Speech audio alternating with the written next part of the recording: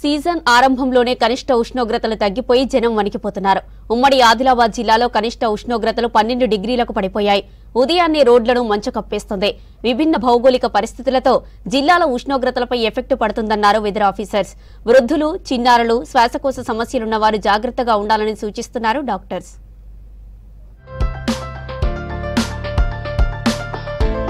ఉమ్మడి ఆదిలాబాద్ జిల్లాను చలి వణికిస్తోంది. టెంపరేచర్లు విపరీతంగా పడిపోతున్నాయి. 3 రోజులుగా 14, 13 డిగ్రీల కనిష్ట ఉష్ణోగ్రతలు నమోదవుతున్నాయి. సోమవారం 12.2 డిగ్రీల టెంపరేచర్ నమోదైంది. ప్రతి ఏడాది సాధారణంగా 18, 12 డిగ్రీల కనిష్ట టెంపరేచర్ జిల్లాలో నమోదవుతుంది.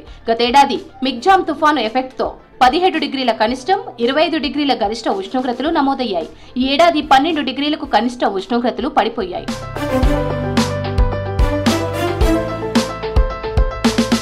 గతేడాది చలికాలంలో 3 రోజుల పాటు మంచుతో సూర్యుడు కనిపించని పరిస్థితులు ఏర్పడ్డాయి. ఈ ఏడాది ఉదయం 8 గంటల వరకు మంచు దుప్పటి కప్పేసి సూర్యుడు కనిపించడం లేదు. 9 గంటల వరకు జనం రోడ్లపైకి రాలేని సిచ్యువేషన్. ఇక జిల్లాలో 2011లో రికార్డు స్థాయిలో -2 డిగ్రీల కనిష్ట ఉష్ణోగ్రతలు నమోదయ్యాయి.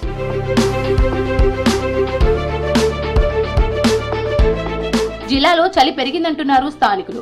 2 రోజులుగా చలితో ఇబ్బంది పడుతున్నామన్నారు. సీజన్ ఆరంభంలోనే చలి తీవ్రత ఎక్కువగా ఉందని చెప్పారు. చలి పెరగడంతో వృద్ధులు, చిన్నారులు అవస్థలు పడుతున్నారని తెలిపారు. ఆదిలాబాద్ జిల్లాలో ఈ సంవత్సరం ఇంతకుముందు కూడా చలి ఉంటుండే, కానీ ఇప్పుడు ఈ సంవత్సరం ఇప్పుడే స్టార్ట్ అయింది. ఇప్పుడు కూడా దాదాపు 12 డిగ్రీస్ కన్నా తక్కువ ఉంది. అంటే ఆల్మోస్ట్ ఆల్ మన దగ్గర 4 డిగ్రీస్ వరకు కూడా పోయింది. అదే మళ్ళీ పునరావృతం అవుతుందని మనకు అనిపిస్తుంది. ఎందుకంటే డిసెంబర్ ఉంది, జనవరి. ఈ నవంబర్ 3వ వారంలోనే చలి చాలా తీవ్రంగా ఉంది. దాదాపు 12 డిగ్రీల కనిష్ట ఉష్ణోగ్రతలు నమోదవుతున్నాయి.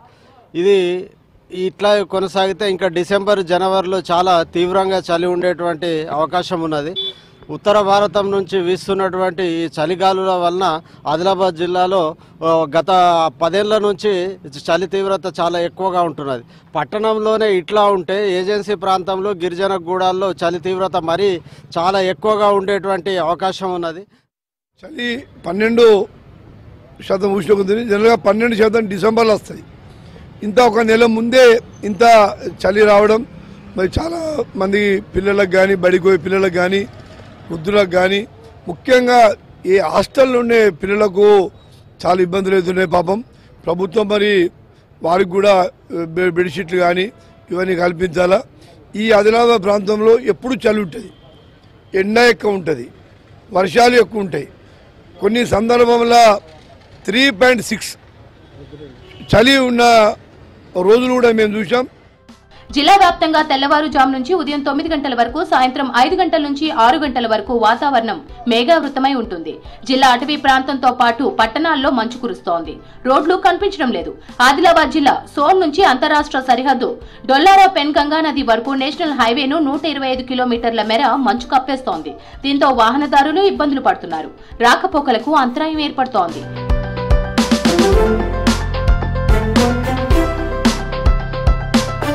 చలి తీవ్రత పెరగడంతో జాగ్రత్తగా ఉండాలంటున్నారు వైద్యులు. దీర్ఘకాలిక వ్యాధిగ్రస్తులు చలి బారి నుంచి కాపాడుకోవాలని సూచిస్తున్నారు.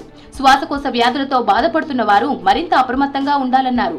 విభిన్న భౌగోళిక పరిస్థితులతో జిల్లాలో ఉష్ణోగ్రతలపై ఎఫెక్ట్ పడుతుందన్నారు వెదర్ నిపుణులు. ప్రతి సంవత్సరం ఏంటంటే చలి తీవ్రత ఉన్నప్పుడు చిన్న పిల్లలు మరియు వృద్ధులను చాలా జాగ్రత్తగా కాపాడుకోవాల్సిన అవసరం ఉంది. అండ్ తప్పనిసరి పరిస్థితుల్లో మనం బయటికి వెళ్ళాలి వస్తే రాత్రి లేకపోతే చలి తీవ్రత ఎక్కువ ఉన్నప్పుడు ఉన్ని దుస్తులు, గ్లౌజ్ అండ్ స్వెటర్స్ అండ్ మాస్కులు వేసుకొని బయటికి వెళ్తే చాలా ఉత్తమం.